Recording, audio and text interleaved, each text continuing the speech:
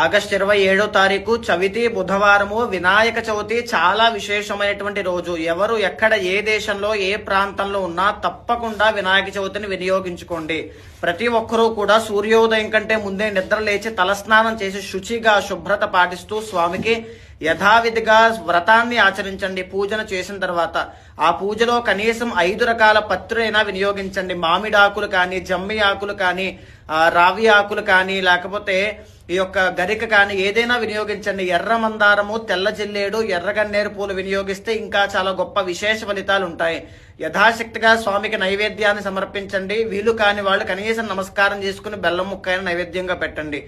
ఆ రోజున స్వామికి పూజ అయిన తర్వాత ఓం హ్రీం పీతాంబరాయ నమః అనేటువంటి మంత్రాన్ని 108 సార్లు జపం చేయండి.